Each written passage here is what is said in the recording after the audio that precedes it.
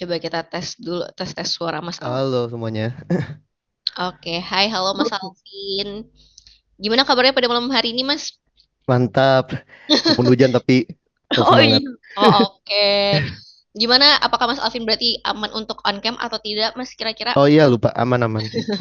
Nah, atau Mas Alvin udah gugup pressure nih ngelihat partisipan kita udah sampai 200. Aduh tadi lihat hampir 400. Udah Tadi bagi kebagi, dua. udah kebagi dua banget nih, Mas Alvin. Jadi semoga nanti 200 ini juga yang sama-sama belajar semangat ya Mas Alvin, nanti kalau nanti banyak pertanyaan dari teman-teman ya karena udah 200 juga, mungkin kita bisa langsung mulai aja kali ya Mas Alvin, nanti biar lebih banyak waktu untuk diskusinya. Kepada Mas Alvin waktu dan layar dipersilahkan, silakan Mas Alvin.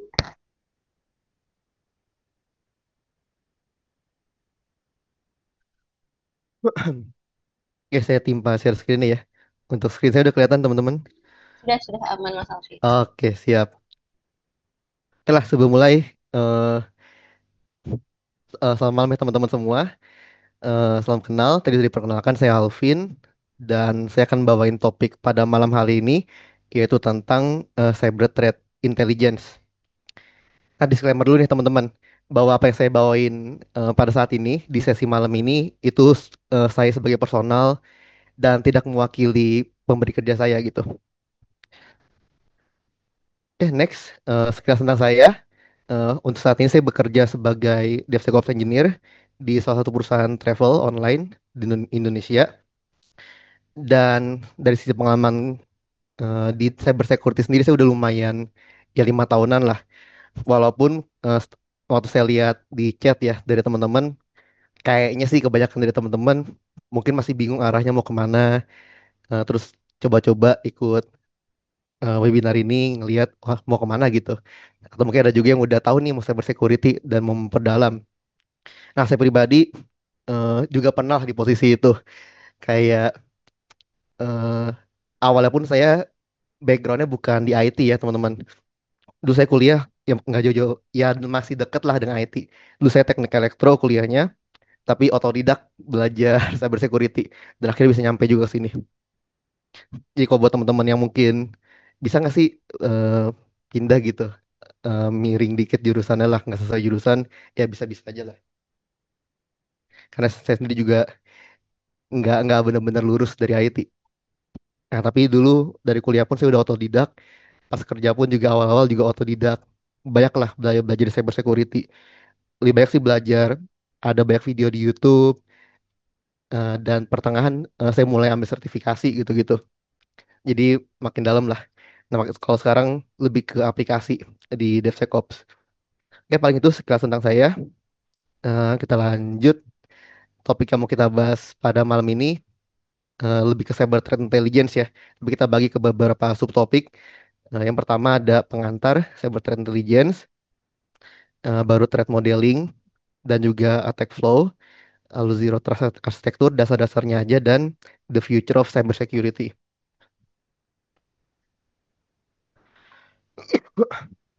Oke, kita masuk ke subtopik yang pertama nih, pengantaran cyber threat intelligence.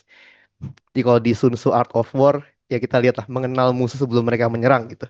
Jadi gimana caranya? Nah, makanya kita butuh informasi. Nah, informasi ini namanya cyber threat intelligence. Sesuai namanya lah, intinya sih informasi tentang musuh kita.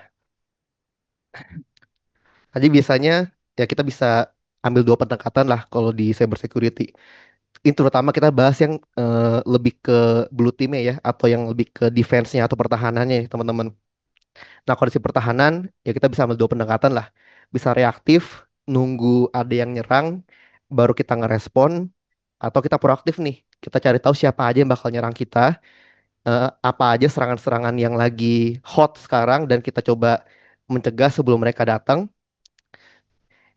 Nah, kita tinggal pilih nih, mau bertindak sebagai yang mana.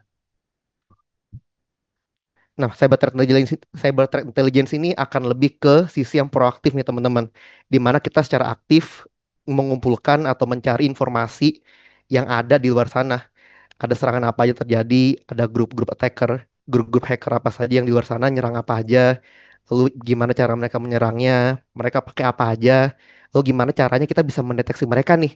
Jadi kalau mereka tiba-tiba muncul, coba-coba menyerang kita atau mereka tiba-tiba ada di dalam sistem kita, jaringan kita, kita tahu kalau ada ada indikator-indikator yang menandakan mereka itu ada di sistemnya kita. Jadi daripada nunggu tiba-tiba sesuatu terjadi, ya kita udah aktif mendeteksi nih teman-teman. Dan juga bisa kita tahan lah, kita langsung respon biar tidak terjadi kebocoran yang tidak diinginkan gitu. Jadi kita putuskan, kita tendang secepat mungkin lah. Nah, apa itu cyber threat intelligence? Nah, intinya informasi ya teman-teman. Jadi ini nggak cuma data mentah, nggak cuma data seperti mereka itu toolsnya apa, servernya di mana, nggak sekedar asal data-data seperti itu, tapi itu adalah data yang sudah dianalisa lah, data yang sudah dikumpulin oleh orang lain di luar sana, dikumpulin buat kita tinggal pakai. Dan datanya lumayan lengkap nih teman-teman.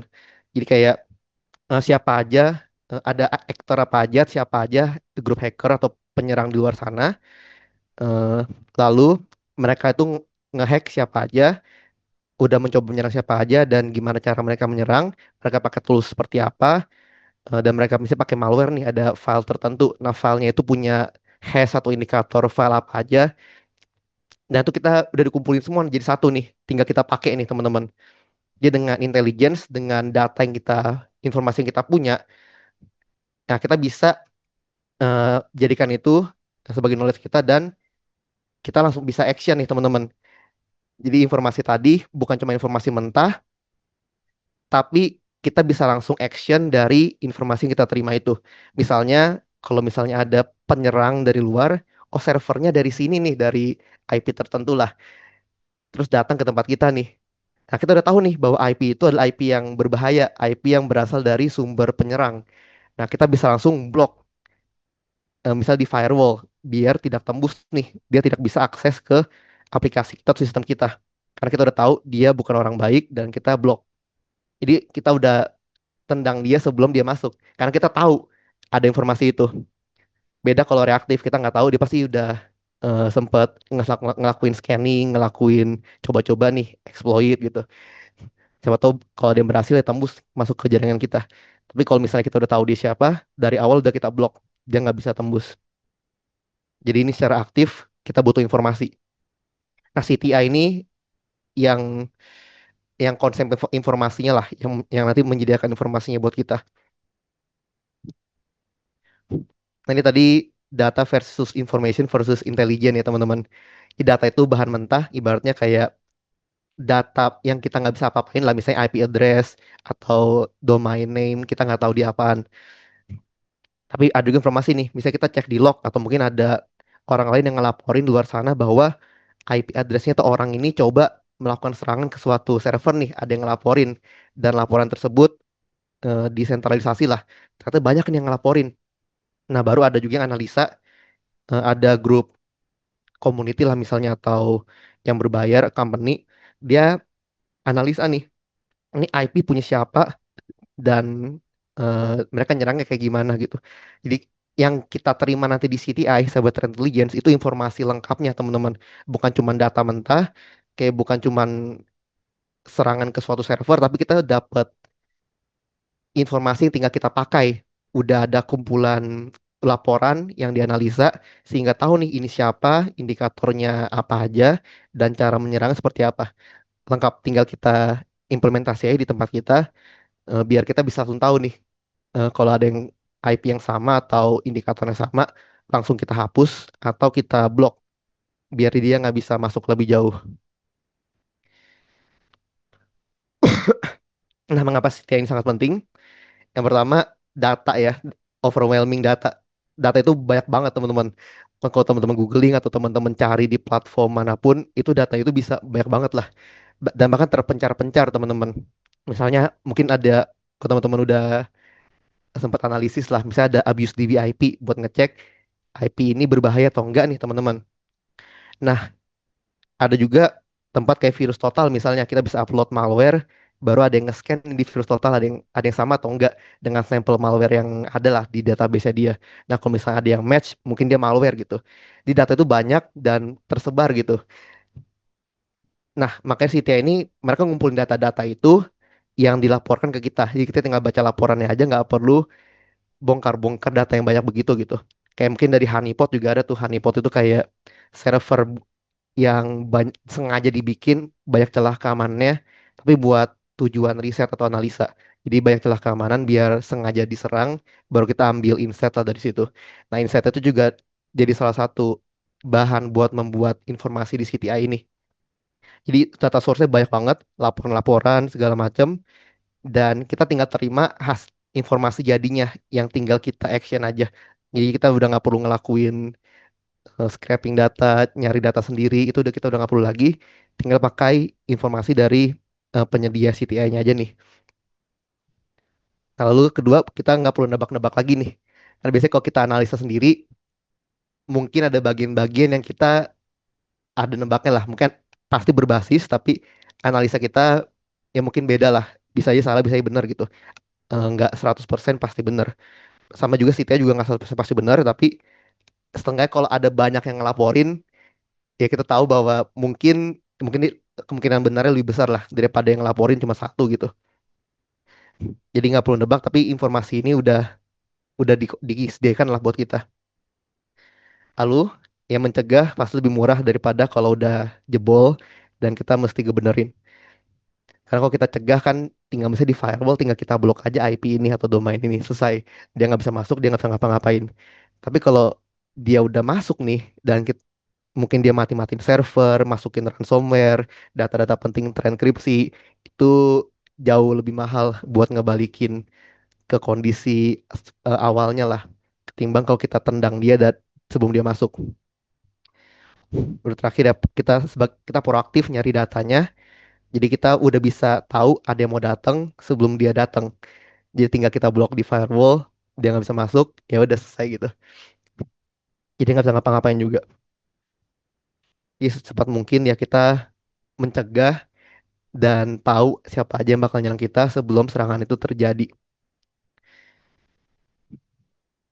Ini mungkin beberapa jenis threat intelligence.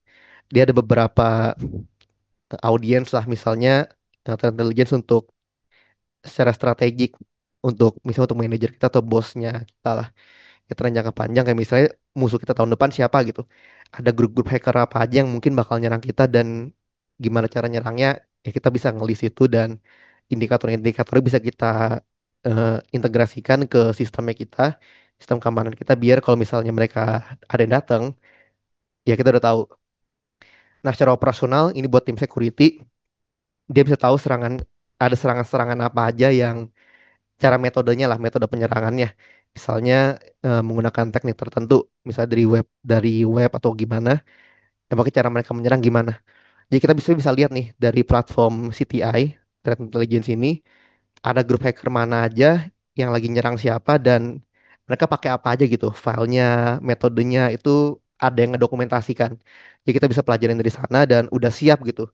Dengan misalnya dengan playbook nih, kalau ada serangan ini kita ngapain, kalau ada serangan ini kita ngapain, kalau serangan ini kita ngapain.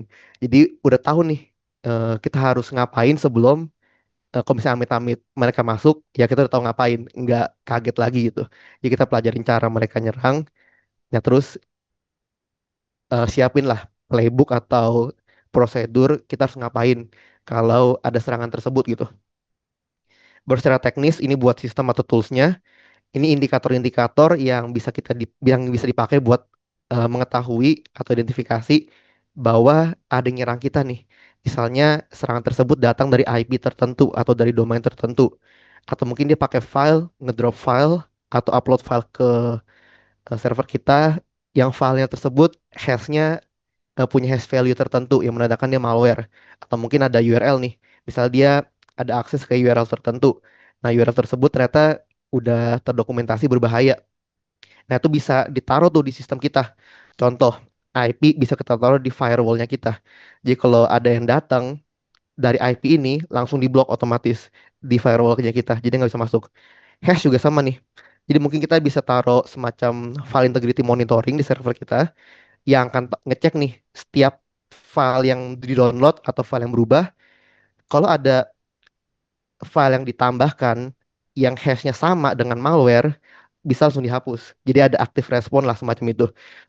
Jadi di server kita bisa taruh yang buat hash. Terus misalnya kalau kita pakai proxy server nih atau perantara ya. Contoh misalnya kalau kita mau akses internet nih, akses internet keluar.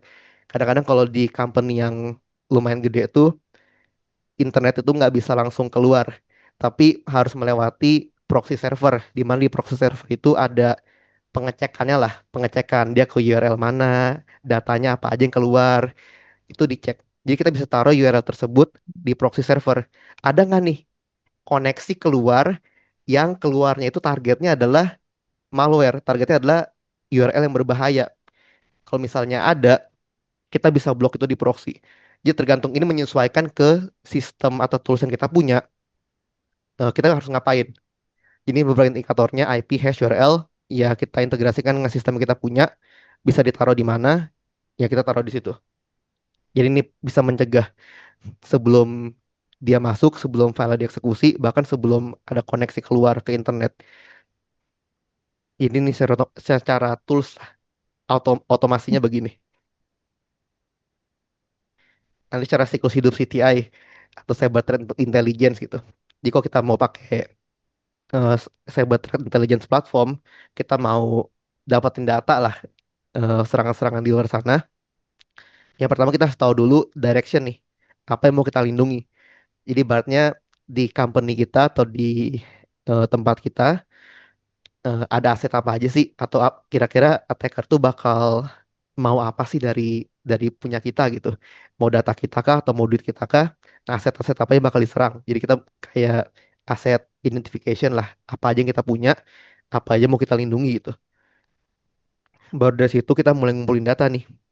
Kita pakai satu atau beberapa platform buat cyber threat intelligence.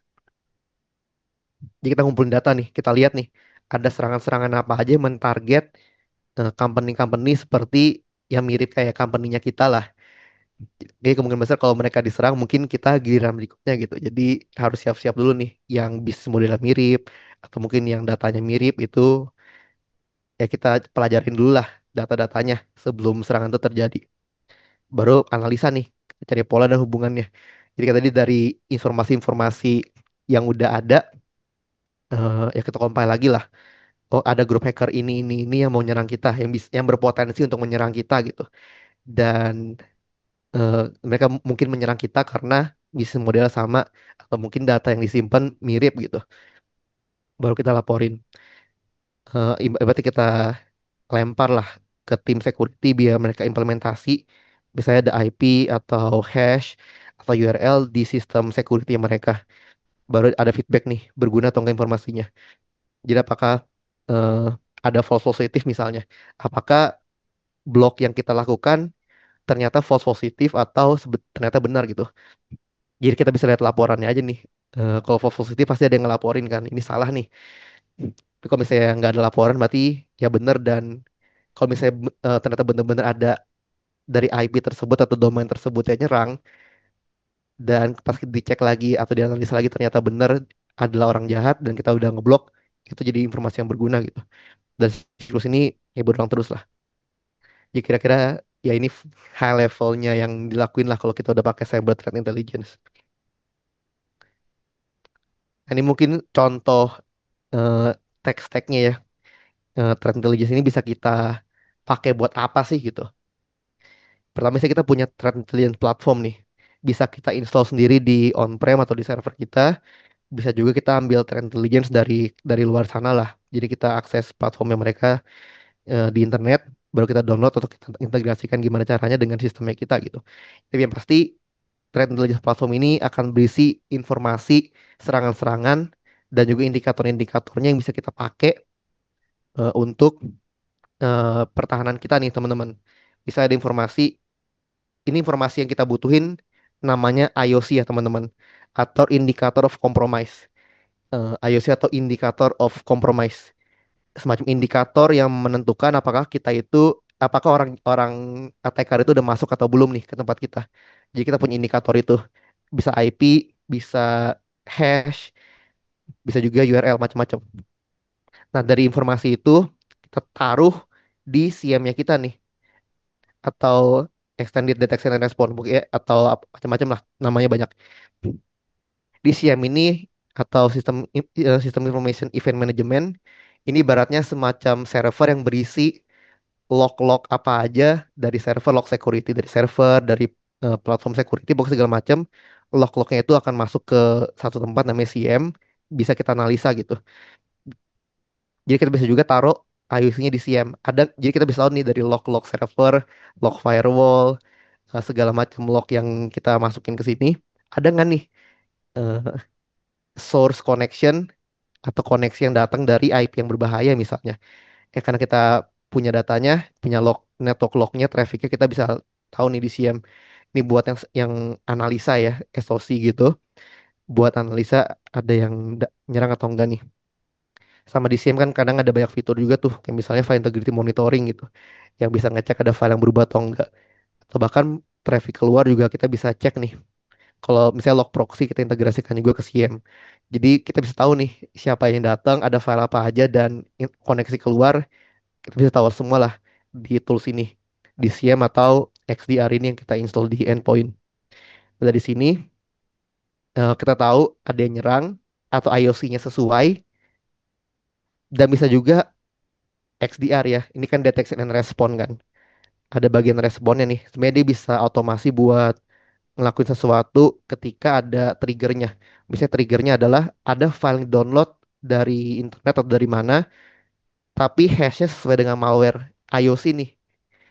Langsung kita bisa trigger respon buat menghapus secara otomatis. Jadi nggak perlu orang lagi buat nge-remote servernya terus nge-delete.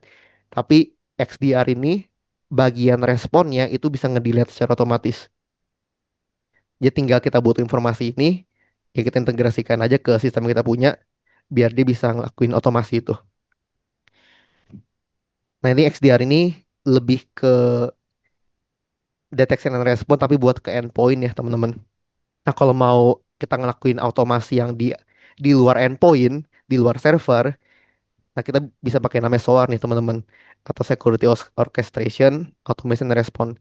Ini ibaratnya anggaplah suatu server yang tugas utamanya adalah mengotomasi respon tertentu. Ya, contoh kita udah punya playbook banyak nih, security playbook lah. Contoh misalnya kalau ada koneksi dari suatu server ke internet tapi URL-nya URL yang berbahaya atau URL terdaftar di iOS ini, nah kita bisa trigger proxy untuk ngeblok atau kita setting lah buat masukin blocklistnya biar dia nggak bisa keluar kalau ke URL itu. Nah kalau XDR kan dia nggak nyentuh proxy pasti. Nah nyentuh proxy kita punya sistem lain misalnya SOAR yang anggaplah semacam script untuk connect ke proxy-nya, tambahin blocklist, terus selesai. Jadi kalau ada yang keluar lewat URL tadi langsung ke blok lah. Jadi SOAR ini buat otomasi di luar endpoint. Anggaplah begitu. Jadi jadi kita aktif nih. Kita tiap hari nyari hash, tiap hari nyari IP, tiap hari nyari domain, URL. Kita masukin nih. Tiap hari berapa ke CM atau XDR atau ke SOAR. Masukin aja rajin-rajin masukin. Ini kan pencegahan, bisa terjadi bisa enggak. Tapi kalau terjadi kita udah siap, kalau nggak terjadi bagus. Jadi eh, lebih lebih aman lah. Kita udah tahu ada serangan yang mungkin bakal datang, ya kita udah siap-siapin nih di sistem kita. Kita blok-blokin, kita siapin otomasi biar kalau ada ini langsung dihapus, langsung diblok gitu. Jadi dia nggak keburu ngapa-ngapain lah. Nah, kira-kira begini. Nah, kalau buat implementation workflow, ini garis besarnya ya teman-teman. Yang pasti pertama kita mesti butuh toolsnya nih teman-teman, atau platform buat threat intelligence. Bisa ya ada yang berbayar, bisa juga yang gratisan ya atau open source. Yang open source contohnya Alien Vault OTX, nanti kita bakal coba lihat tampilannya. Yang berbayar banyak macam-macam. Ini cuma salah satu eh, vendornya aja. Kita bakal lihat yang Alien Vault-nya OTX nih. Atau mungkin sebenarnya dari open source juga banyak sih, misalnya OpenCTI dan lain-lain. Nah itu macam-macam lah penyedianya. Nah tapi kita butuh informasi kan teman-teman. Jadi biasanya sharing antara CTI platform itu dia udah terstandarisasi lah dengan format tertentu. Jadi antar platform itu bisa saling sharing. Nah, biasanya cara sharingnya dengan menggunakan format yang sama. Misalnya format sticks. Ini salah satu format yang bisa kita pakai buat saling sharing data threat intelligence. Jadi ini biasanya format yang bakal kita terima kalau kita ngelakuin threat intelligence. Dan dalam sini pastinya ada indikator-indikator lah atau IOC, indikator of compromise, misalnya IP, ada IP atau hash file misalnya. Nah, kita baru setelah kita punya datanya, baru kita masuk ke step berikutnya nih. Data tersebut, hash, IP, URL, domain, kalau kita mau validasi lagi, kita bisa integrasikan ke third party. Misalnya kita coba validasi lanjutan ke virus total nih, atau ke abuse IPDB. Jadi mungkin ada validasi kedua lah kalau mau dilakuin. Nah, dari semua informasi yang kita punya, ya kita lakuin scoring. Kalau scoringnya misalnya lebih dari 90 nih, atau yakin kalau dia itu berbahaya, bisa langsung kita blok. Baik itu di firewall atau di EDR ya, detection and response. Atau bisa juga kalau skornya mungkin nggak terlalu tinggi, kita bisa arahin ke misalnya orang, ke tim SOC-nya untuk cek manual, ini tuh valid atau enggak. Jadi ada scoringnya lah. Kalau dia 90, ini misalnya nih, kalau ada 90 langsung diblok. Kalau di sini ya kita suruh orang buat ngecek. Baru kalau misalnya di bawah itu ya kita bisa taruh di backlog biar nanti berikutnya bakal dicek lah. Jadi anggaplah untuk pengecekan tapi yang nggak urgent, ini yang urgent langsung harus langsung dicek gitu. Jadi ada flow-flow yang kita bisa bikin lah. Ini nggak harus kayak gini, tapi ini cuma salah satu panduan lah dari data yang kita punya dari CTI platform. Ya kita bisa apain aja gitu.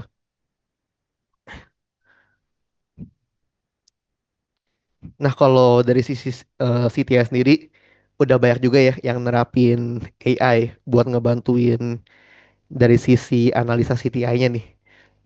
Misalnya kita kita pakai beberapa CTI platform lah, terus ngasih laporan ke kita. Mungkin laporannya itu juga tetap banyak lah. CTI itu kalau kita bongkar platformnya, tetap aja banyak banget informasi yang ada di kita gitu. Dan mungkin kita nggak tahu nih mau yang mana duluan yang kita action duluan. Nah, jadi bisa aja kita taruh nih workflow misalnya, kita taruh AI di tengah-tengah buat analisa nih dari sekian macam open CTI information yang datang, yang mana yang mesti kita prioritasin. Jadi ada prioritasin lah ke kita. Yang ini dulu nih gitu. Jadi lebih targeted lah orang. Kita orang juga terbatas lah buat nganalisa kayak ribuan CTI tiap hari juga mabok juga gitu. Nah, untuk implementasi sendiri, kita bisa ukur lah misalnya dari MTTD nih atau mean time to detect, seberapa cepat kita mendeteksi suatu serangan lah. Kalau kita udah pakai CTI, kita udah taruh IP, kita udah taruh hash dan lain-lain, kita bisa ngedeteksi lebih cepat. Karena pasti ada lognya kan. Kalau kita ngehapus ini karena ada yang sama dengan IOC, atau kita blok di firewall karena ada yang sama dengan IOC, itu pasti ada lognya tuh. Jadi kita bisa analisa dari situ, dia udah sempat masuk atau belum, dan ada timingnya lah yang kita bisa ukur gitu. Karena ada di lognya kan. Tinggal kita analisa, kasih waktu, oh kita ngedeteksi di waktu kesekian, ya kita bisa ambil datanya. Juga false positif. Jadi informasi dari CTI platform bisa aja salah ya teman-teman. Bisa aja kita ngeblok IP yang valid gitu. Karena attacker sendiri pasti servernya, IP-nya, domainnya ganti-ganti. Dan bisa aja setelah dia ganti mungkin ada yang pakai orang lain. Dan ternyata itu valid gitu. Ya bisa aja. Jadi kita harus maintain juga tuh di tempat kita yang awalnya valid mungkin di masa depan belum tentu valid dan kita mesti hapus dari tempat kita. Kalau nggak jadi false positif nih. Baru juga pengurangan dwell time. Dwell time itu ibaratnya waktu attacker itu ada di tempat kita, ada di jaringan kita. Jadi dari dia masuk berhasil nih dapetin server kita. Nah, seberapa lama dia ada di situ sebelum kita tendang keluar. Jadi kalau kita tahu banyak hal tentang behaviornya dia, serangan-serangan yang ada, dan juga IOC-nya, kita harusnya bisa tahu lebih cepat tuh. Misalnya dia akses URL mana, atau misalnya dia dari source mana. Kalau misalnya dia sama, harusnya kita bisa langsung jadi red flag, langsung tahu kalau ada dia dan bisa langsung kita putus koneksinya gitu. Ya, kira-kira ini. Jadi intinya sobat threat intelligence adalah platform ya teman-teman yang ngasih kita informasi, tapi nggak cuma sekedar informasi, melainkan informasi yang kita langsung bisa action, kita taruh di sistem security-nya kita buat ngelakuin blocking atau hapus malware secara langsung ya, dengan otomatis tanpa kita perlu hapus manual gitu. Jadi secara reaction time juga bakal cepat. Oke, kira-kira topik yang pertama ya teman-teman, itu tentang cyber threat intelligence. Ini mungkin saya lanjut dulu ya teman-teman. Nanti sesi tanya jawab di di akhir ya teman-teman. Oke, yang kedua ada threat modeling dan juga attack flow. Jadi sebelum kita mencoba untuk melakukan apa yang mendefense lah, membuat pertahanan, ada bagusnya kita tahu nih gimana cara mereka menyerang.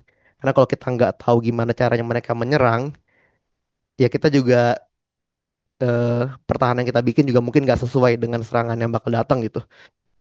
Jadi ini beberapa teori simple lah gimana cara mereka menyerang gitu. Kayak misalnya kita ngelakuin threat modeling. Contoh kita punya server, habis kita punya server nih misalnya, kita punya aset lah, kita punya aplikasi gitu. Lalu kita pengen tahu nih, kira-kira dari aset yang kita punya ini ada serangan-serangan apa aja sih yang bisa terjadi. Jadi misalnya kita punya aplikasi, mungkin ada yang mau data kita, mungkin ada yang mau ngelakuin serangan tertentu nih. Nah itu kita list semuanya. eh Habis itu ya kita coba bikin pertahanan sesuai dengan serangan-serangan apa aja yang bisa terjadi itu. Ini salah satu metode yang bisa kita pakai ya buat analisa threat modeling nih. Serangan apa aja yang kira-kira bakal mungkin terjadi nih di aplikasi kita atau di asetnya kita. Ini yang paling simpel sih, straight. S spoofing, T-nya tampering, R repudiation, I-nya information disclosure, D denial of service, E-nya elevation of privilege. Jadi ini hal-hal yang kita analisa lah. Bisa nggak sih di aplikasi kita mungkin suatu user bisa menyamar jadi user lain atau attacker bisa login sebagai user tertentu. Jadi kalau misalnya itu kita analisa lah bisa atau enggak. Nah, habis itu buat remediasi belakangan lah. Yang penting tahu dulu hal itu bisa terjadi di aplikasinya kita. Ada juga tampering nih atau perubahan data secara ilegal. Misalnya mungkin ada vulnerability kayak SQL injection di mana attacker itu bisa mengubah data di database misalnya. Itu hal yang bisa terjadi lah. Atau mungkin mengubah data orang lain nih bisa atau enggak gitu. Jadi hal-hal yang bisa kita kepikiran kita masukin aja bisa ngapain. Dan juga repudiation itu menyangkal kalau dia udah ngakuin sesuatu. Jadi ini kita bisa cek di log, jadi lognya harus bagus nih. Kalau enggak kita nggak bakal tahu udah diapain aja nih data kita atau aplikasi kita. Juga information disclosure atau kebocoran data. Bisa juga di denial of service, bisa nggak sistem kita down gitu, nggak bisa diakses lagi. Dan terakhir ada elevation of privilege. Misalnya dari user biasa, ada user biasa ternyata bisa naik nih jadi admin. Kalau bisa ya ini kena yang N nih. Jadi kita bisa analisa dari threat inilah bisa terjadi apa aja sih di aplikasi kita. Nah baru belakangan kita pikirin mitigasinya nih. Harus seperti apa yang kita terapin supaya eh, serangan-serangan yang tadi yang kita analisa yang mungkin terjadi biar di blocking lah, biar nggak terjadi gitu. Atau kita udah siapin mitigasi biar lebih aman.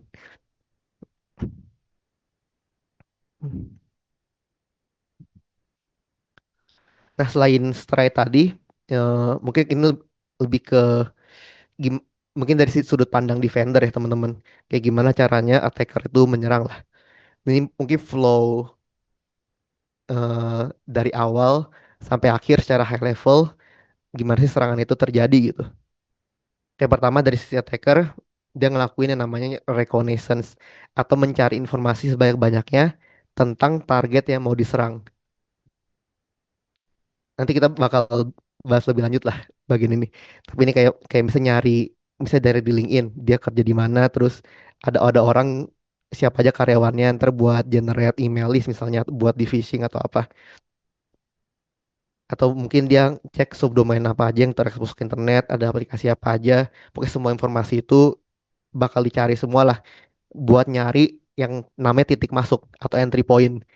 Jadi gimana caranya dia bisa masuk ke suatu server dari segala macam aset yang terekspos ke internet. Jadi dia nyari dulu asetnya. Baru kalau dia udah tahu mau ngapain, kira-kira bisa masuk dari mana, dia akan coba bikin exploitnya atau file berbahaya lah. Misalnya kita phishing nih, kita mau kirim file eh, malware ke targetnya kita lah, ke karyawannya dia misalnya. Kita bikin filenya, ini weaponization namanya.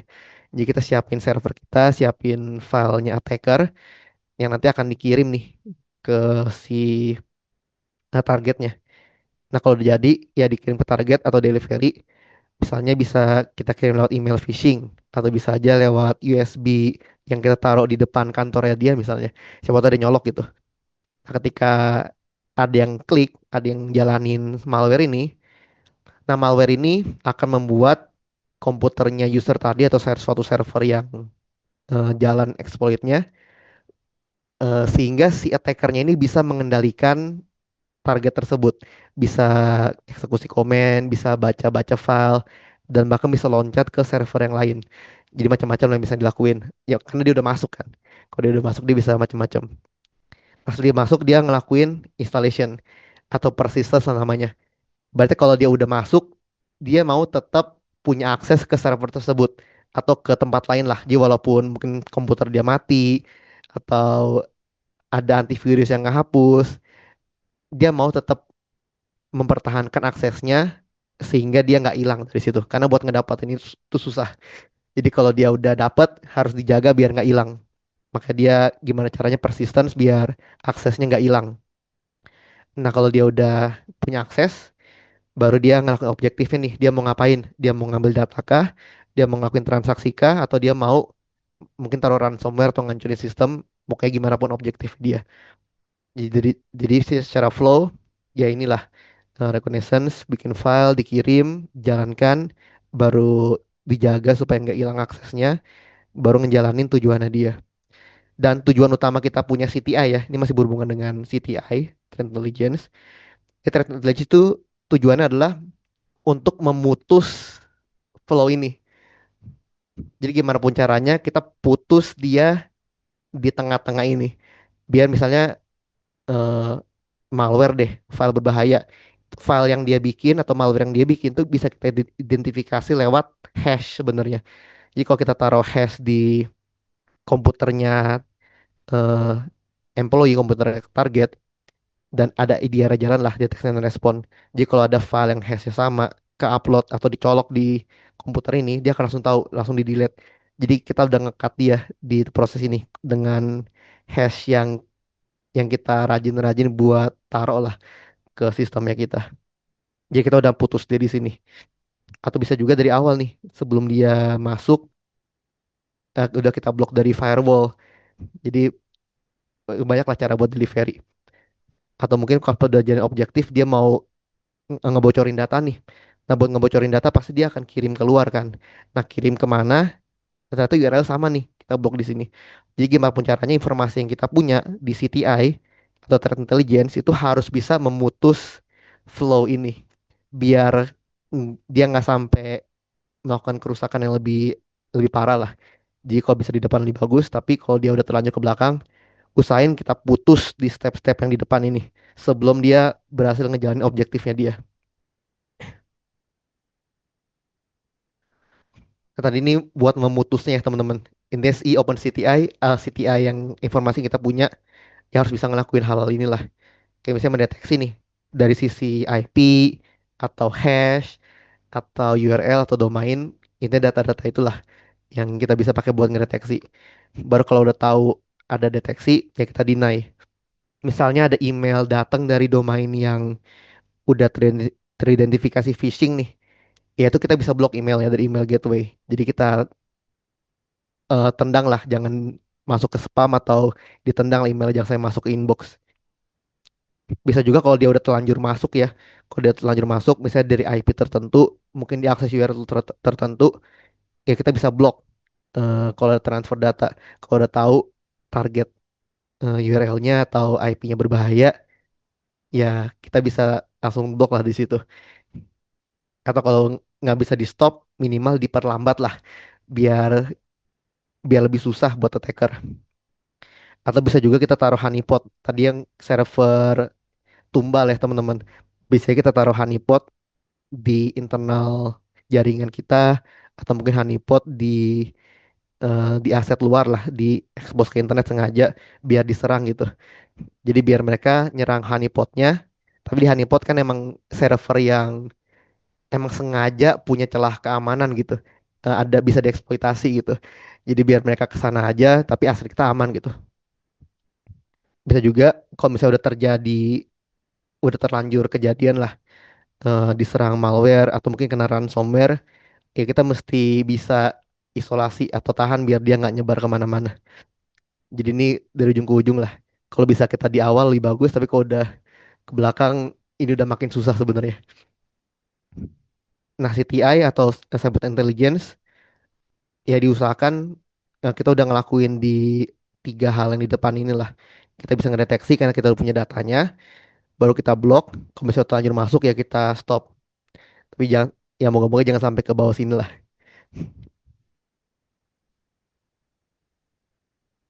Nah, ini sebenarnya lebih detailnya tentang serangan yang bisa terjadi sih teman-teman. Eh, ini sebenarnya jauh lebih dalam. Paling sekilas saja. Ini semacam framework yang bisa kita lihat lah. Ini ada yang dia ngedokumentasikan serangan apa aja yang bisa kita lakuin lah. Mungkin di cyber kill chain yang kita lihat di awal cuma ada 6, tapi itu bisa dipecah lagi ke banyak proses.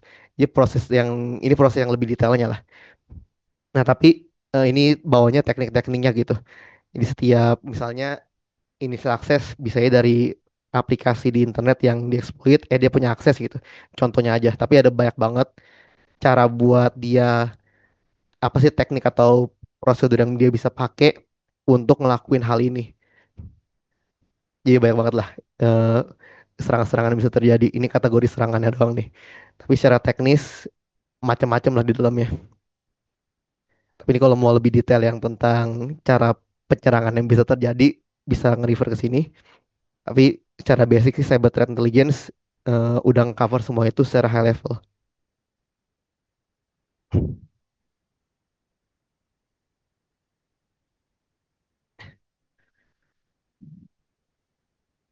Oke, paling sekilas juga tentang Zero Trust Architecture ya. Ini mungkin masih berhubungan dengan CTI. Ini kayak gimana caranya ya kita ngedesain sistemnya kita supaya mencegah lah sebelum attacker datang, biar kalaupun mereka datang ke tempat kita, ya kita udah siap tuh, mereka juga nggak bisa ngapa-ngapain. Ini mungkin lebih ke konsep ya teman-teman. Karena mungkin eh, sering dengar lah zero trust gitu. Tapi apaan sih zero trust? Ini mungkin sekilas, moga-moga biar nggak jadi mistis lah, biar nggak cuman zero trust gitu. Tapi ada, oh ternyata isinya begini gitu. Ini mungkin sebelum zero trust dan setelah, dan konsep zero trust ya. Kalau sebelum ada zero trust masih pakai konsep lama, ibaratnya kalau kita udah berhasil login, kita bisa akses apa aja di dalam situ. Jadi kalau kita udah berhasil login, ya kita bisa ngapain aja lah. Tapi kalau zero trust itu nggak percaya siapapun. Dia pun dia udah login, bahkan di dalamnya pun ada akses card lah, mesti ngetap. Dia mau ke ruangan mana mesti ngetap. Jadi nggak pernah percaya gitu. Karena bisa aja orang datang nih, kalau di tempat yang lama ya, orang datang dia udah masuk, dia bisa ngapain aja. Bisa aja kuncinya itu didapat dari mencuri punya orang lain gitu, terus dia pakai buat masuk. Tapi kalau yang zero trust, konsepnya adalah selalu verifikasi gitu, selalu cek lagi bener nggak gitu. Jauh pun ada orang yang misalnya nyuri akses card nih, bahkan setiap pintu mungkin ada akses card yang yang ada cara validasi yang beda lagi lah, misalnya suara atau sidik jari atau apa. Jadi gimana pun caranya dia nggak percaya nih, dia udah dia adalah orangnya itu. Jadi selalu disuruh verifikasi lagi. Nanti kan secara konsep kan, jangan pernah percaya, selalu verifikasi. Nah, implementasinya gimana sih sebenarnya di dalam realnya?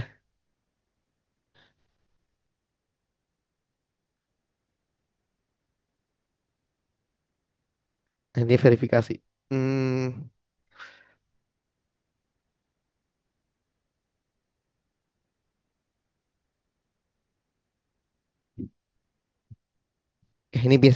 ini yang kita verifikasi ya. Ini beberapa hal yang kita cek lah di Zero Trust konsep-konsepnya. Kayak misalnya kita harus selalu ngecek sebenarnya usernya itu misalnya siapa dan dia lagi akses dari mana. Terus server yang dia pakai atau komputer yang dia pakai buat akses itu komputernya apa komputer kantor atau apakah komputer yang pribadi itu kita bisa cek dari situ. Baru dia punya privilege apa aja nih. Itu kita bisa atur juga dia bisa kemana aja. Dan asumsikan bahwa attacker itu udah ada di jaringan kita. Bisa selalu waspada bahwa udah ada yang nyerang nih. Ini prinsip-prinsipnya nih. Nah, kenapa Zero Trust penting? Kalau zaman sekarang ada remote work, eh, resource kita atau data kita bisa diakses dari mana aja lah. Jadi makanya kita mesti selalu cek tuh siapa aja yang datang, terus dia bisa akses apa aja, mesti kita cek tuh. Ada juga orang dalam insider threat. Jadi bisa aja karyawan itu mungkin ngakses data lebih banyak daripada yang dia perlukan. Misalnya orang IT nih bisa akses data customer terus dibocorin. Nah itu bisa terjadi tuh teman-teman. Makanya harus kita ngelakuin akses kontrol lagi lah. Misalnya orang IT nggak boleh akses data customer. Jadi karena bukan tugasnya dia misalnya. Ya dari situ eh, udah terputus tuh. Kita udah bikin kotak-kotakin orang IT bisa ngapain aja, orang customer service bisa ngapain aja. Jadi lebih terkotak-kotak lah secara akses. Jadi untuk mencegah kalau attacker dapat akses, ya dia nggak bisa langsung punya akses kemana-mana. Nah ini cara implementasi konsepnya gimana? Nah kita sebenarnya buat Zero Trust ini bisa dibilang kita mesti pakai kombinasi tools lah, kombinasi software. Jadi bisa dibilang nggak ada satu tools yang bisa ngelakuin semua inilah. Jadi misalnya kita punya tools khusus buat ngecek identity. Contoh misalnya, apakah user yang mau login dia login dari negara negara lain, atau apakah dia login di jam subuh, atau apakah dia login eh, misalnya ada dengan error-error gagal login dulu misalnya. Ini contoh implementasi gimana? Mungkin misalnya ada Azure Conditional Access lah. Kita bisa konfigurasi, misalnya kalau pakai Azure ya, Conditional Access. Nah, di situ kita bisa setting nih. Kalau usernya itu login Microsoft dari negara lain, itu mau actionnya kayak gimana? Jadi kita konfigurasi tuh di Conditional Access. Terus kalau misalnya dia ngakses dari komputer yang bukan komputer kantor nih, dia bisa akses ke resource yang mana aja. Itu kita bisa konfigurasi tuh, misalnya di Azure Conditional Access. Jadi kayak saat misalnya conditional access buat identity doang, tapi yang lain nanti bisa pakai tools yang lain gitu. Ini kadang-kadang nggak satu tools nggak langsung kelarin, pokoknya zero trust gitu beres gitu. Kadang-kadang kita mesti kombinasi beberapa tools lah. Pertama identity, kedua ada device nih. Jadi kita bisa aja punya tools yang ngecek. Kalau ada komputer yang login, misalnya login VPN nih atau connect ke WiFi atau connect ke ngakses data kita, kita bisa cek nih komputer yang connect ini komputer komputernya komputer siapa gitu dan apakah kalau ada antivirus udah update atau belum. Jadi dia akan ngecek tuh. Dan kalau misalnya si tools ini ngedeteksi ternyata antivirusnya dimatiin atau nggak update itu bakal langsung diblok, nggak bisa ngakses. Dan itu misalnya di tools network access control lah. Jadi kalau kita mau, misalnya kita punya laptop kantor nih contoh, terus kita mau login ke jaringan kantor. Nah di tools itu akan ngecek apa komputer yang login udah ada antivirusnya, nyala dan update atau enggak. Karena kalau enggak, nanti dia akan dilempar ke segmen jaringan khusus sampai itu dibenerin. Kalau nggak bisa connect ke jaringan utama. Itu ada ya teman-teman. Bisa cari keywordnya misalnya network access control. itu akan ketemu lah eh, tools-tools buat ngelakuin itu. Ada juga jaringan nih, microsegmentasi. Jadi secara jaringan juga kita mesti ngedesain nih. Nggak cuman satu jaringan gede, semua server kita, semua user kita taruh di satu tempat. Tapi kita bagi-bagi nih, misalnya ada jaringan buat database, ada jaringan buat backend, ada jaringan buat DMZ atau front end-nya, ada atau yang kita expose ke internet, ada juga jaringan buat user. Itu kita pecah-pecah tuh semuanya. Bahkan database pun bisa kita pecah ke beberapa, misalnya database buat aplikasi transaksi, ada juga database buat internal, itu bisa kita pecah semuanya. Jadi semakin banyak kita pecah atau microsegmentation, itu semakin aman lah. Nah, kenapa begitu? Karena di setiap eh, jaringan, di setiap jaringan kecil, kalau kita mau akses jaringan yang lain, itu kita bisa terapin akses kontrol. Jadi dari mana boleh kemana itu bisa kita setting. Kalau kita pecah, kalau kita nggak pecah kayak gitu, kita nggak bisa setting akses kontrolnya. Jadi siapa bisa kemana aja itu bebas. Tapi kalau kita pakai microsegmentation, kita bagi jaringannya ke jaringan kecil-kecil, itu kita bisa terapin akses kontrol. Jadi misalnya front end atau user ke database itu bisa kita blok. Jadi nggak boleh ada user langsung ke database, itu bisa kita blok. Nggak boleh, karena kita bagi-bagi dan kita bisa terapin rule itu. Ini bisa beda tools lagi, bisa pakai network firewall atau mungkin di switch bisa bisa pasang lah akses control. Jadi itu tools yang beda lagi. Jadi buat terapin itu sebenarnya zero trust itu cuman konsep, tapi secara implementasi kita bisa pecah lagi dia ke beberapa tools lah. Ada juga zero trust network access. Ini mungkin mirip network access control ya. Ketika user login mungkin dari mana, dia hanya diberikan akses ke beberapa segmen tertentu, segmen jaringan tertentu atau aplikasi tertentu. Jadi kita bisa, ini secara jaringan kita bisa blok lah, atau kita bisa allow dia bisa kemana aja. Ada juga data nih teman-teman. Eh, ini implementasi teknisnya, ini mungkin contoh Microsoft lagi ya. Mungkin di luar sana ada lagi tools yang lain. Tapi di Microsoft dia ada tagging. Misalnya ada tools di Microsoft namanya Microsoft Purview. Setiap file yang kita punya, Word, Excel, PowerPoint, dan lain-lain, atau bahkan email, kalau kita mau ngirim email, kita bisa nge-tag data kita. Misalnya ada tag misalnya public, ada juga internal, ada juga misalnya confidential atau bahkan highly confidential. Nah, setiap tagging ini itu bakal punya respon yang berbeda-beda dari server. Contoh public. Kalau suatu data itu di tag public, kalau kita kirim email keluar atau kita share itu bakal nggak diblok karena udah di tag sebagai public.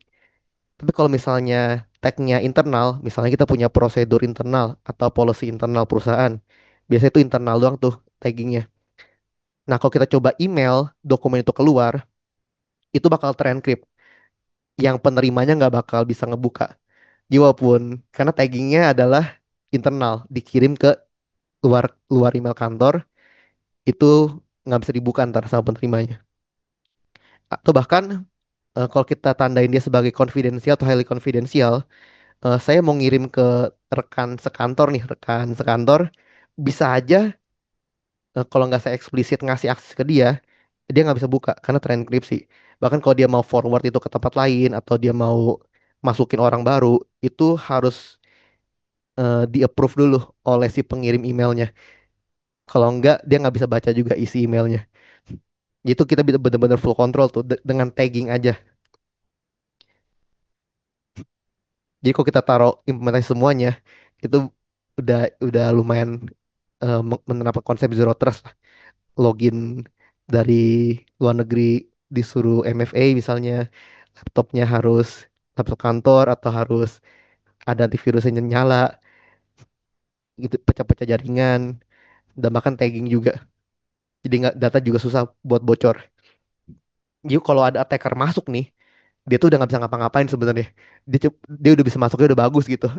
Apalagi dia mau ngapa-ngapain karena udah banyak blockingnya juga di tengah-tengah.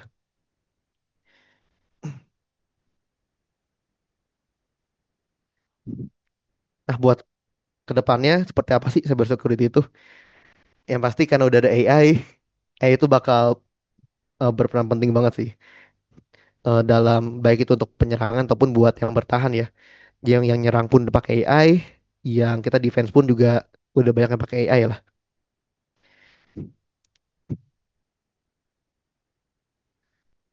Aja ke depannya eh mungkin nggak terlalu yang berubah, tapi implementasi AI biar memudahkan kita, biar mempercepat lah. Contoh kita udah punya informasi, gimana cara informasi itu secara otomatis nyampe ke sistem kita. Mungkin bisa dibantu AI buat analisanya, dia benar atau enggak. Kalau misalnya benar, langsung ditaruh ke sistem kita, langsung kita automasi lah, biar langsung cepat responnya. Jadi kita cuma ngecek-ngecek doang jadinya. Nah, tinggal ngebikin workflow-nya aja nih dari data mentah, data cyber threat intelligence, dianalisa misalnya tadi URL, IP, kita masukin ke sistem kita, pokoknya udah dibikin semua workflow-nya. Mungkin bisa taruh AI di situ, agent buat mikirnya lah. Itu bisa di setting tuh sebenarnya. Karena penyerang juga udah pakai AI tuh, udah cepet bisa pakai AI buat bikin malware segala macam, eh dibikinin lah sama AI-nya pasti. Oke, kira-kira itu kayak sekilas contoh CTIA platform ya teman-teman. Ini eh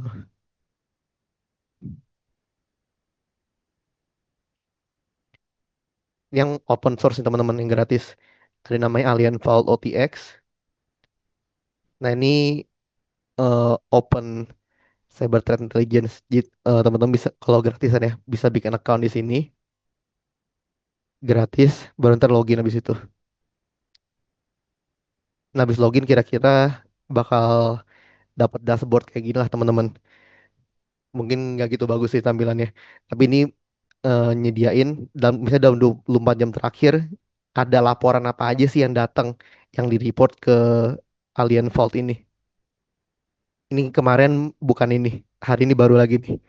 Namanya ada Trojan baru Lunam namanya yang report lumayan banyak nih. Kita bisa lihat nih yang berhubungan dengan Trojan ini apa aja. Misalnya ada yang report Spotify account under attack. Nah, terus dia kasih tahu informasinya nih. Misalnya ada IP, ada domain.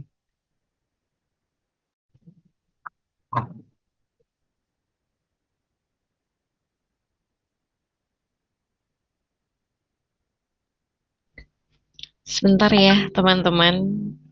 I nggak Oke. putus kok. Oke, oke, oke. Main kesenggol Kirain. kabelnya. Lanjut, lanjut. Nah, ini ada IP, domain. Ada banyak sih ini indikatornya.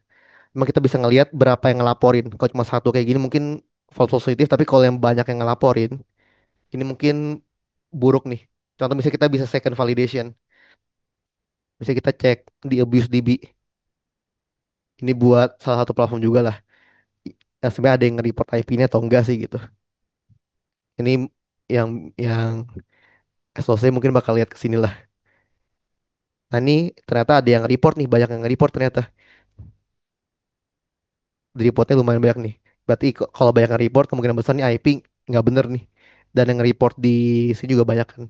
Jadi kita bisa taruh IP ini misalnya di sistem kita, di firewallnya kita. Jadi kalau ada yang datang dari IP ini ya kita bisa blok. Ini ada banyak banget sih. Makanya ini kalau nggak di automate bisa bisa makan waktu banget nih. Cuman buat manual masukin IP doang.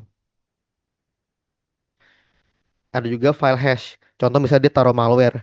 Nah, mungkin kalau yang 0 atau 1 mungkin kita bisa lewatin. Tapi kalau yang kayak 147 nih, ini mungkin malware beneran nih. Ada hashnya. Jadi kalau kita taruh di endpoint kita, ketemu hash begini, kemungkinan besar udah kena malware ini. Kita bisa cek virus total. Buat cek malware ini malware apaan sih sebenarnya. Ini buat second validation ya. Misalnya kita search hash. Nah ini kan Commodity Score -75. Dia nggak kedeteksi sebagai malware. Ini antivirus ya, banyak antivirus. Tapi dia nggak ngedeteksi sebagai antivirus. Tapi banyak yang nge-report. Nah banyak yang nge-report. Jadi kalau udah banyak yang minus, biasanya tanda-tanda nih. Ini hashnya nggak bener. Dan hebatnya dia nggak kedetek antivirus.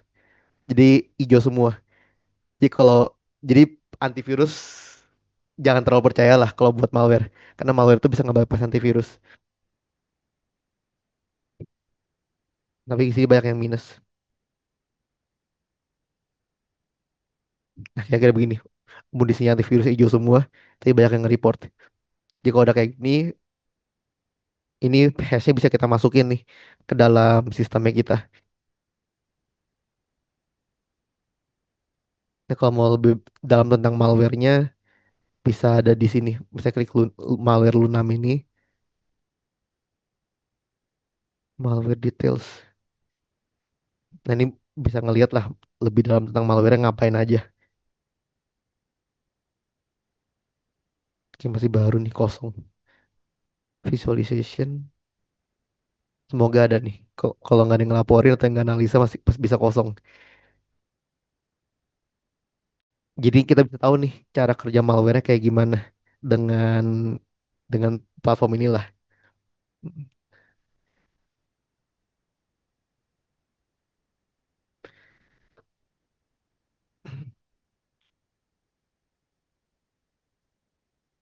Lamanya.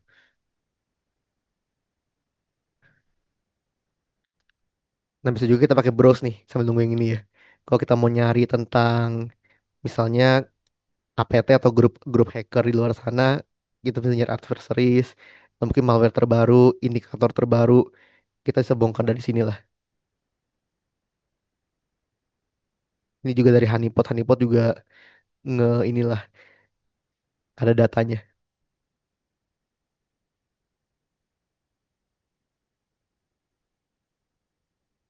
Jadi grup apa nih Luox? Hmm, adversaries itu grup grup hacker ya teman-teman. Hmm, kayak gini APT 18. Ini sebenarnya harusnya ada bisa kita klik nih. Nah, APT 18 dia ngapain nih? Nah, itu kita bisa tahu lah ada informasinya. Kalau misalnya ada di sini ya.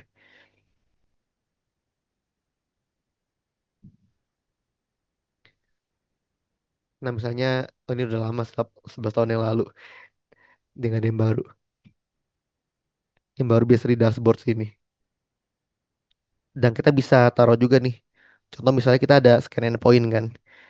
Tapi ini gratisan juga. Bisa kita install agent di server kita. eh Misalnya Debian lah. Ini kita tinggal copy aja.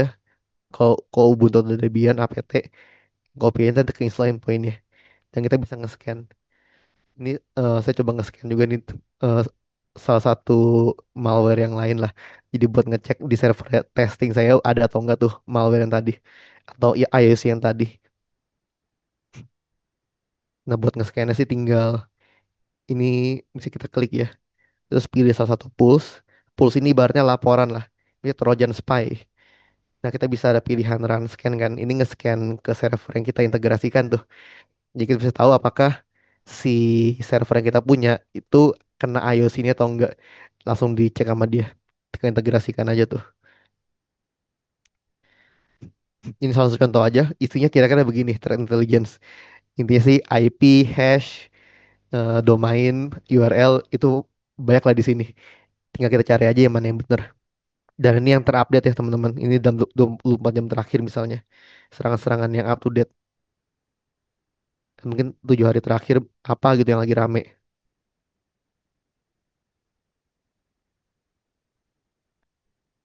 Lunam nih lagi rame nih.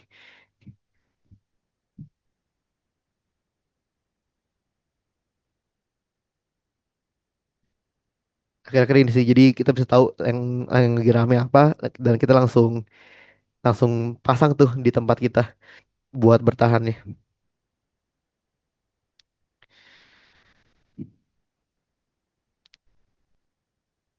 Oke, paling itu sih teman-teman yang bisa di-sharing ya tentang threat intelligence.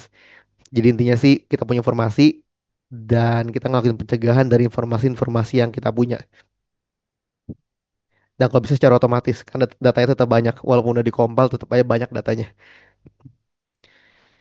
Oke, paling itu. Dan saya coba kembalikan ke moderator ya. Oke, thank you Mas Alvin. Mungkin Mas Alvin boleh silahkan minum dulu sebelum nanti kita buka sesi Q&A ya. Oke, teman-teman, tidak terasa ya, teman-teman sudah kurang lebih 1,5 jam nih, Mas Alvin untuk sharing nih terkait CTA tadi. Nah, mungkin kita bisa langsung lanjut nih, teman-teman, ke sesi Q&A pertanyaan. Jadi, kalau teman-teman ada hal yang mau didiskusikan atau ditanyakan, boleh langsung raise hand ataupun di chat Zoom. Wow, tepuk tangannya banyak banget nih. Oke, langsung udah ada dari Kak Dito, lengkap. Oke, sebentar ya Kak Ilham ya. Kita akan baca dulu dari yang kolom chat. Dari Kak Dito, IP bisa diakali dan kebobolan pasti ada jalannya. Pertanyaannya, bagaimana insiden respon dari Blue Team untuk low dan critical? Dan apakah semua percobaan penyerangan yang dialami sebuah perusahaan yang terkena retas dilaporkan dan ditindak lanjut ke ranah hukum? Apa menurut keyakinan Kak Alvin aparatnya mumpuni, sedangkan Web Go ID saja sudah mencerminkan kemampuan di pengelolaan, di pengelolaan di bidang IT. Boleh silahkan Mas Alvin dari yang Kadito dulu. Eh, ini kalau lebih ke insiden respon berarti ya. Hmm, berarti kalau udah sengaja udah ada yang masuk nih dan kita harus ngapain gitu kalau ada yang masuk. Nah, kalau udah kayak gitu ya tergantung dari analisanya kita sih playbook yang kita bikin. Karena biasanya kita tahu ada yang masuk itu dari alert yang ada kan. Misalnya kita punya sistem nih kayak CM yang isinya ada log-log yang diintegrasikan dari berbagai source ya, kayak server, firewall dan lain-lain. Nah, kita bisa punya alert tuh dari situ. Nah, alertnya itu kadang kalau alert-alertnya punya eh, severity yang tinggi lah, alert yang lebih diprioritasin, itu biasanya kita bisa otomatis kita bikin tuh tiketnya. Jadi kita bikin tiket buat nganalisa log yang tadi yang kira-kira benar-benar terindikasi serangan, biar ada orang yang lihat nih beneran atau enggak tuh. Dan dia bisa juga korelasi. eh Sebenarnya dari alert yang tadi itu ada nggak sih alert-alert yang mirip atau similar, bisa di source sama atau dia ngapain aja yang mirip-mirip, itu bisa jadi satu tiket tuh. Dari tiket tuh dianalisa, kalau misalnya dia false positif ya kita bisa langsung close. Tapi kalau ternyata dia bener, itu mulai tuh fase ngeresponnya. Bisa dari putusin koneksi dia, bisa pakai firewall diputus biar dia nggak bisa punya kontrol lagi, atau mungkin kita isolasi servernya, kita cabut eh, kita cabut networknya biar nggak bisa ngapa-ngapain, baru dipikirin langkah berikutnya tergantung playbooknya tuh ngapain.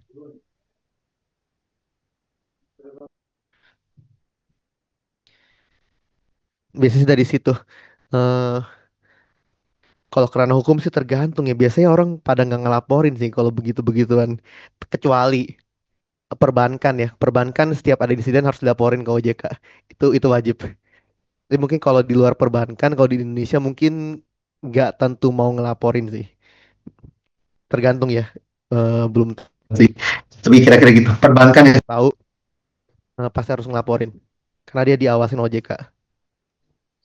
Oke, thank you Mas Alvin. Semoga menjawab ya kali itu. Oke, sudah reaction jempol juga. Jadi mungkin kembali gimana kebijakan perusahaannya kali ya Mas Alvin gimana untuk Iya. ngatasinnya. Oke, kita lanjut mungkin boleh Kak Ilham karena udah raise hand. Silakan Kak Ilham untuk unmute untuk menyampaikan pertanyaannya. Oke, baik. Suara saya kedengaran? Aman, aman, aman Kak. Oke, makasih untuk kesempatannya, Mas Alvin. Saya penasaran, Mas, mengenai trade modeling. Yang aku tangkap itu kan kita kayak jadi cenayang gitu ya, buat cari vulnerability di sistem yang kita buat. Nah, kalau misalnya di CTI sendiri kan ada tools sendiri yang namanya itu Alien Vault. Nah, apakah untuk threat modelingnya sendiri ada platform sendiri untuk membantu kita buat mencari fokus untuk prioritasnya gitu, untuk menjadi analisisnya sendiri itu aja sih. Makasih. Oke. Ya, thank you buat pertanyaannya.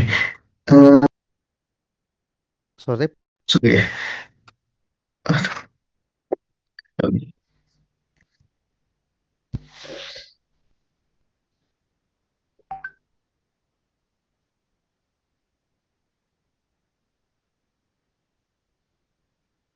Oke. Mungkin dari threat modeling. Jadi cenayang buat menganalisa aplikasi kita, mungkin ada benernya lah. Tapi kita punya ada base-nya pasti.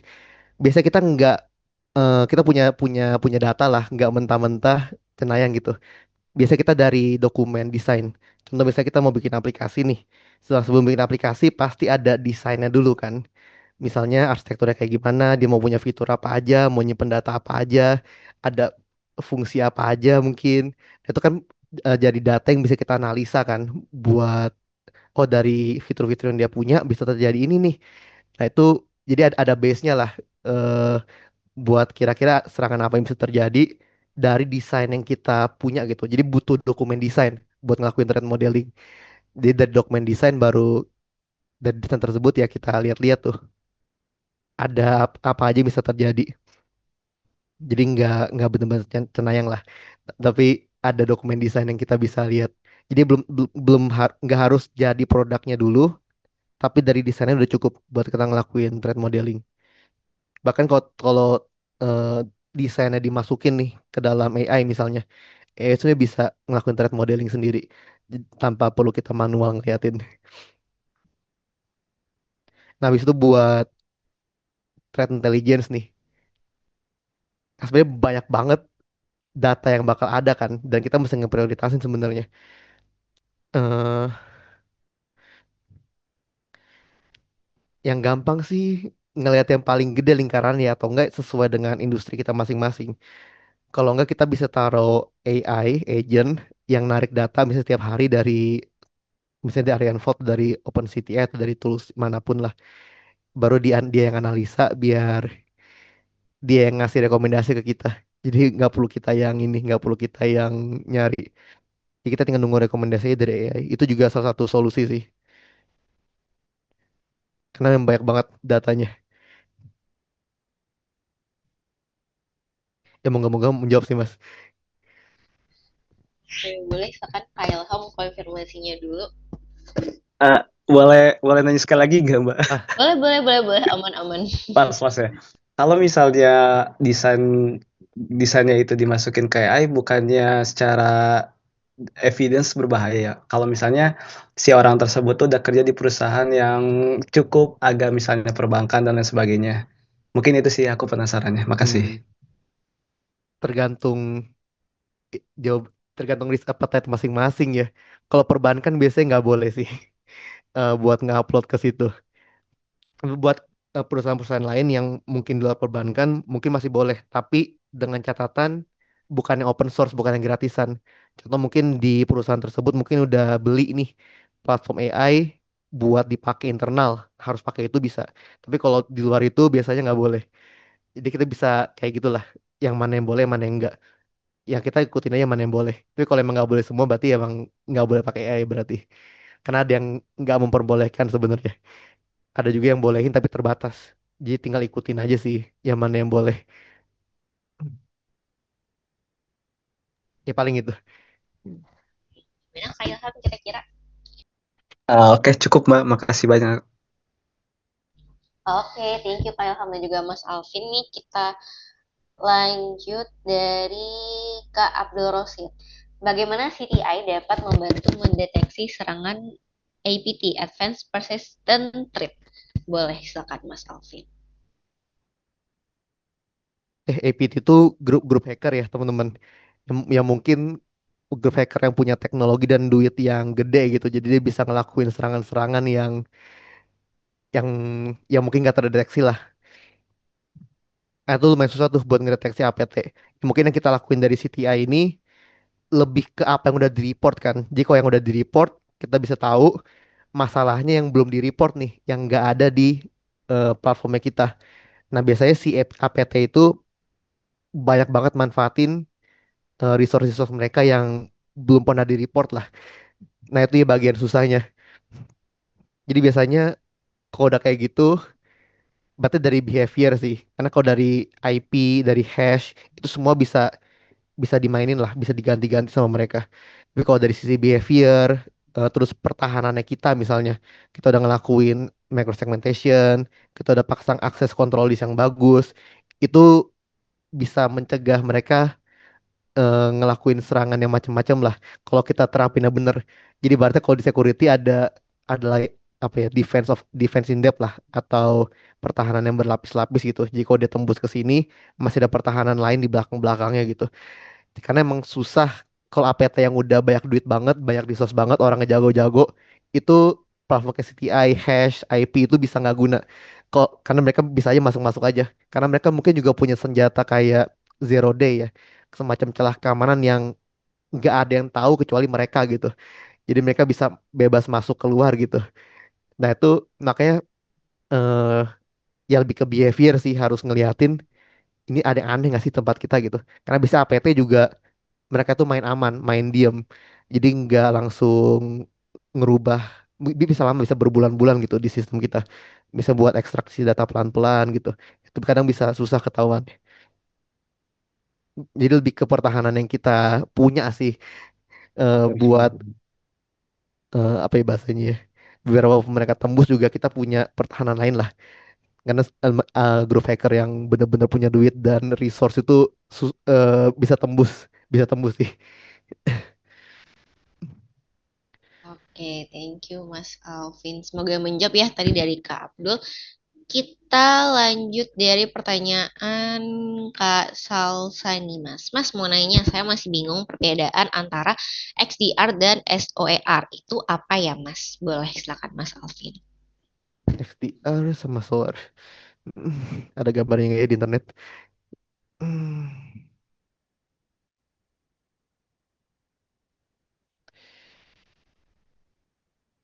ya, nggak ada yang bagus. Ya udah. XDR itu lebih singkatan lu ya. XDR kan Extended Detection and Response. Eh, dia biasa diinstal di endpoint atau di server. Contoh di laptop, di PC atau di server. Jadi dia fungsinya kayak sebagai antivirus ya, ngedeteksi hash, ngedeteksi malware, eh, nge update signature, ngecek, pokoknya update, bikin dia up to date lah. Habis itu kalau misalnya ada sesuatu terjadi di PC-nya kita atau laptopnya kita, XDR itu yang ngelakuin action pertama kali. Kayak misalnya ngehapus file berbahaya, terus ngeblok internet juga bisa tuh. Kadang kita harus cuma bisa connect dari WiFi kantor. Kalau di WiFi rumah nggak bisa. Itu juga calon-calon XDR. Terus colok USB nggak bisa atau diblok, itu juga XDR. Jadi banyaklah fitur-fitur XDR. Dan itu XDR itu di server ya atau di endpoint ya teman-teman. Jadi urusan pertahanan di laptop, di PC, server, endpoint itu masuknya di XDR. Nah, kalau di SOAR, dia lebih ke platform untuk otomasi. Jadi dia nggak cuman scope, dia nggak cuman endpoint, tapi bisa kemana-mana, bisa kemana aja bisa dibilang. Anggaplah kayak Jenkins, kalau yang tahu CI/CD ada Jenkins, dia otomasi buat apapun lah ibaratnya. Bisa ke server juga, bisa ke firewall, bisa kemana aja. Karena emang dia emang fungsinya buat otomasi gitu. Ya kira-kira itu, moga-moga menjawab. Oke, thank you Mas Alvin. Boleh Kak Salsa kalau misalkannya sudah terjawab, boleh reaction atau nanti kalau ada yang tanyakan boleh ditambahkan di kolom chat Zoom. Oke, thank you Kak Salsa konfirmasinya. Betul nama kita sama Kak Salsa. Lanjut, ini dari Kak, bentar sebentar, agak tar itu. Dari Kak Yohanes, apa saja rekomendasi resource online gratis maupun berbayar untuk belajar dari nol? Lalu yang kedua, bagaimana pendapat Mas Alvin soal sertifikasi? Apakah bisa dilirik untuk kerja? Apakah materi yang dipelajari membantu secara praktis? Boleh silakan Mas Alvin. Oke, mungkin agak relate nih. Karena dulu saya juga nggak ngerti apa-apa kan di sini. Dulu kan background juga elektro kan, kayak di luar IT. Dulu saya belajar belajar yang cybersecurity juga, dulu dulu mungkin nggak ada bootcamp bootcamp gitu kayak sekarang ya. Nggak banyak yang ngajarin dari awal sampai akhir lah, secara terstruktur. Saya lumayan comot-comot materi dari mana-mana sih buat pelajarinnya. eh YouTube lumayan banyak playlist-playlist yang ini. Intinya sih seniat seniat sama belajarnya aja sih, karena banyak banget sekarang eh yang udah nyediain modul-modul yang terstruktur lah dari awal sampai akhir gitu. Jadi nggak scatter lagi, nggak pecah-pecah lagi lah materinya. Kita tinggal ngikutin dari awal sampai akhir, udah dapat insight segini misalnya. eh Jadi udah dapat gambaran. Baru waktu itu saya baru ngejar sertifikasi habis itu. Kayak di bidang pentest gitu banyak sih eh, sertifikasi-sertifikasi lah waktu masih ngejar gitu. Baru dari situ memperdalam lagi kayak serangan-serangan segala macam. Kira-kira itu sih awal-awal ya ini banyak-banyak belajar lah dari berbagai sumber gitu. Saya pribadi pun sekarang juga masih banyak belajar sih. Ada aja yang selalu ada yang baru lah. Kayak nggak pernah habis. Oke, tetap pasti selalu ada updatean ya Mas Alvin. Jadi tetap Iya, kita bakalan selalu belajar juga ya. banyak Cuman banget mungkin materinya. mungkin bisa dicari-cari ya dari berbagai sumber kali ya Mas Alvin ya. Karena juga pasti udah banyak resource juga yang tersedia. Jadi mungkin Mm-mm. teman-teman bisa manfaatin dulu nih kalau misalkannya belum tahu mau mulai dari mana. Oke, kita lanjut ya teman-teman. Ini dari Kavanci Satria. Malam kok izin bertanya pekerjaan harian sebagai cybersecurity itu apakah memeriksa laporan dan rutin lihat dokumentasi seperti yang ditujukan tadi? Terima kasih sebelumnya. Boleh silakan Mas Alvin.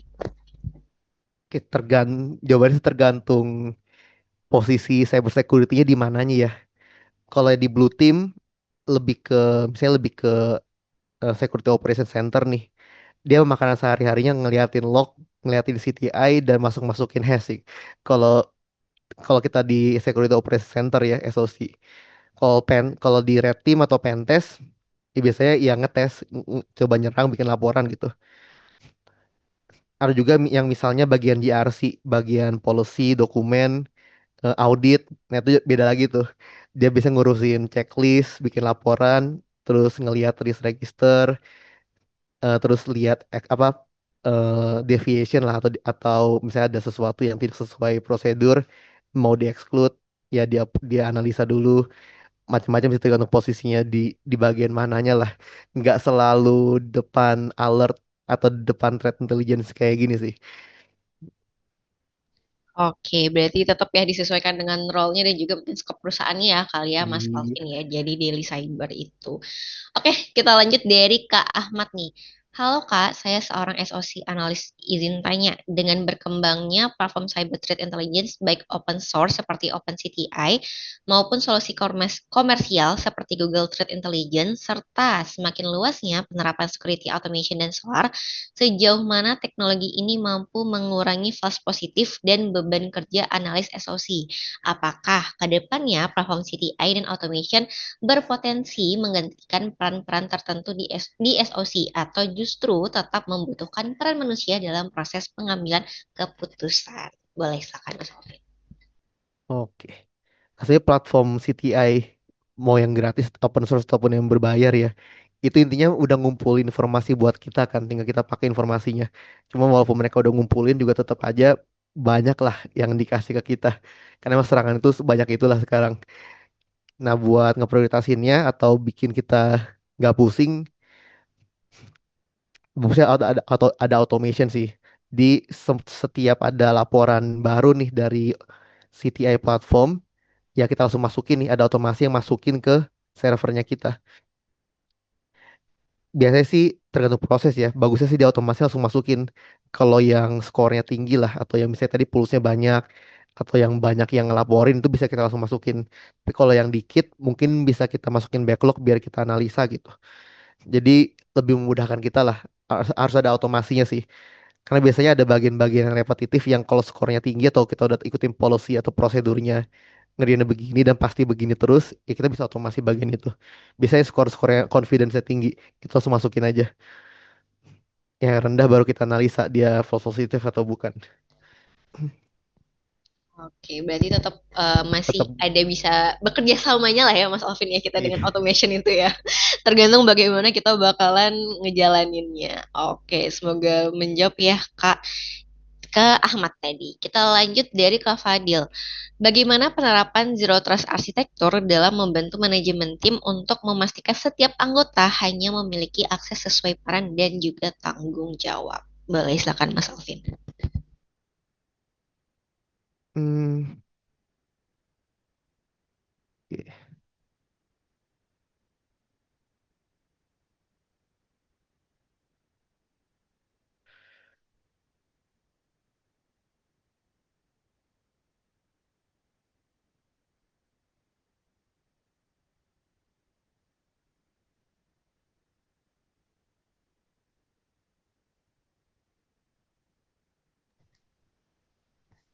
Gimana Mas Alvin? Aman gak tadi untuk pertanyaannya? Bisa diulang ke pertanyaannya. Oke. Sebentar, pertanyaan dari Kak Fadil tadi. Bentar. Nah, bagaimana Oh, zero trust arsitektur tadi itu bisa ngebantu manajemen tim. Jadi mastiin setiap anggota tuh hanya bisa memiliki akses sesuai dengan tanggung jawab mereka masing-masing gitu, tanpa bisa mengakses divisi lain atau yang akses yang lain gitu, Mas. oke, penerapannya ya. Hmm,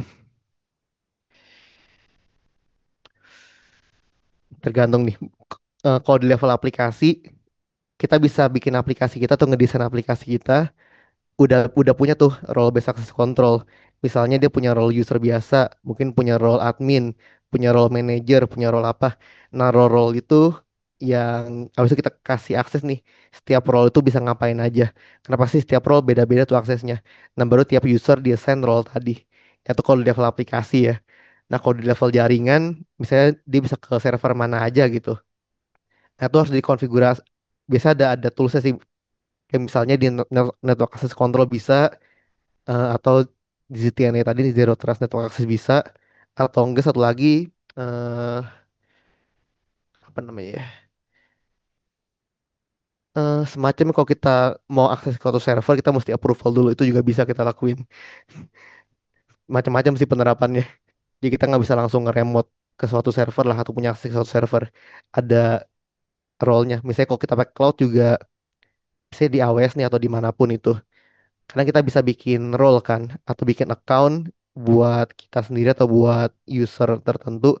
Dia bisa ngapain aja tergantung dari privilege yang dia kasih kan. Ada role-nya gitu, kita bisa setting semua lah. Jadi kalau yang udah rapi biasanya ada tuh role banyak, tinggal ditempel doang ke usernya. Jadi bisa ngapain aja tergantung yang ditempel itu.